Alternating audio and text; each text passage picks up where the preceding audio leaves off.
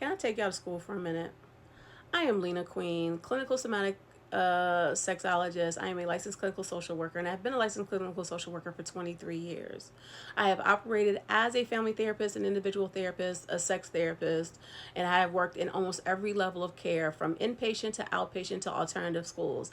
And I study and focus on desirability politics and what makes us feel whole and connected to our wholeness. And I look at self worth as that vehicle to wholeness. And so the one thing that I realize that everybody is missing is like some foundational understanding of how intersectionality actually shows up. Dr. Kimberly Crenshaw says intersectionality is not an adjective. It is actually a deconstructive modality to look at how power shows up, the ability to make decisions, the ability to act on the decisions you make, and what resources those abilities allow one to have, particularly looking at those who are empowered to make decisions and choices versus those who are not vulnerable. You should really go read Centering the Margins. You should read that.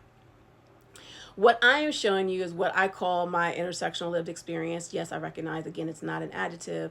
But when we look at our intersectional lens, I really want us to understand that our identity is not enough. It is how our identity gives us internal access to power, embodied power. That's what empowerment means.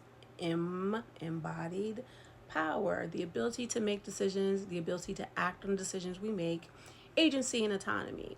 And so when we're looking at the inability of this nation to actually correct its harms, enslavement, and the genocide of Native folks, the enslavement of Africans. What you're seeing in real time is what would happen when folks have doubled down to be like, there's nothing to apologize for.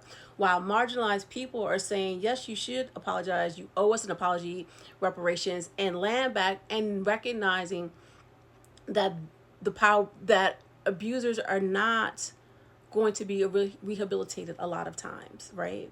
And so when we're looking at how intersectionality shows up in your life, what you're looking at, especially if you're a therapist, pay attention to this. When you're looking at this, remember, you're not a fixer, you're a facilitator. How are you facilitating a person's ability to access their permission to act on the decisions that they want to make, recognizing the impact of that decision? There's a difference between hurt and harm. Hurt, some people may be. Harm is something intentionally or unintentionally, we want to make sure that we avoid. And also, when it happens, the need to have the skills of relationship repair is important. As someone who studies desirability politics and has to understand like how desirability is informed by white supremacy, how capitalism rewards that system, and how colonialism dictates how power is used and how power is used over people, we have to go back to understanding the basics. The lessons that folks did not want to learn in 2020 to 2024 is coming back to bite you in your ass. And for those of us who understand those lessons, I need us to stop focusing on those who haven't got the lessons and start paying attention to those who are ready to learn more, who understand the lessons and learn more. Your identities inform your relationship to activate self-compassion, to say, I am worthy enough to make these choices, and activate self-permission to be able to say, how am I taking care of myself? What is actually in my best interest? You need to be able to create embodied safety first, because as you're navigating systems and institutions, that's going to double down, and those who are in power that are going to also double down. You have to be able to navigate. There's a difference between policy and practices, and at this point I recognize that there are some times where we can't, it's not about trust, it is about us challenging who is trustworthy. When you look at all the things that makes us us, age, desire, age, ability, race, gender, attraction, relationship and love styles, skin tone, complexion, our gender presentation, and all of these other things, like that shows up in how we're seeing ourselves. But whose measuring stick are you using? If you're using a measuring stick that told you you weren't worthy until you do these things, then I need you to know you're using the wrong measuring stick. Because, beautiful human, let me remind you, you are worthy and inherently valuable because you exist. Now, there are people out there that have very harmful ideology, very violent ideology. Y'all are not moving a needle, so I'm not talking to you. I'm talking to those who feel powerless right now. I'm talking to those who feel uncertain right now, to encourage you to remember that you are the answer that you seek. And what I talk about in Healing the Erotic Self, which is my decolonial program, I really talk about how do we disrupt oppressive narratives so that way we can center on healing narratives, because we are not going to get community until we understand our relationship to our capacity to be present in those relationships, to be responsible in those relationships, and to be discerning about the relationships we actually engage in. There's a lot of healing work to be done, and there's a lot of liberation to be had. Don't give up.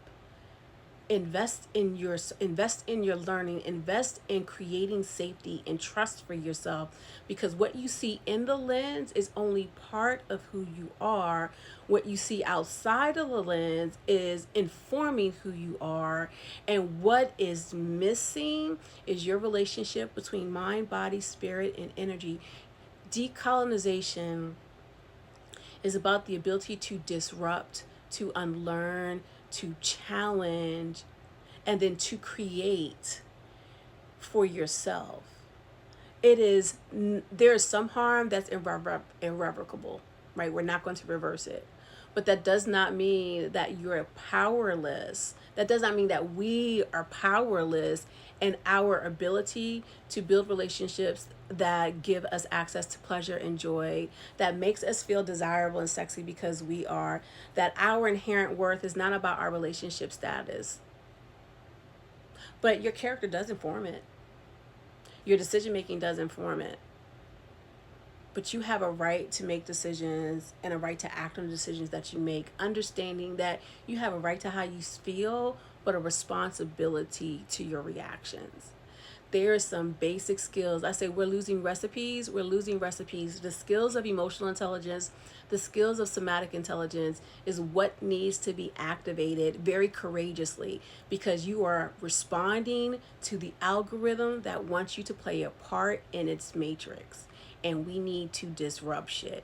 And I don't even know how long TikTok is going to stay on here, so I'm going to keep it up. Make sure you follow me on YouTube. I am Lena Queen, sister with an A, Sexologist. You can also hit me up on Instagram as well, and Threads is where I like to chill. And I'm actually getting ready to go over to Spill. So let's connect. Let's talk about how we're going to heal the erotic self, because your erotic intelligence is the pathway to your embodied liberation, and I'm here to help you connect the dots.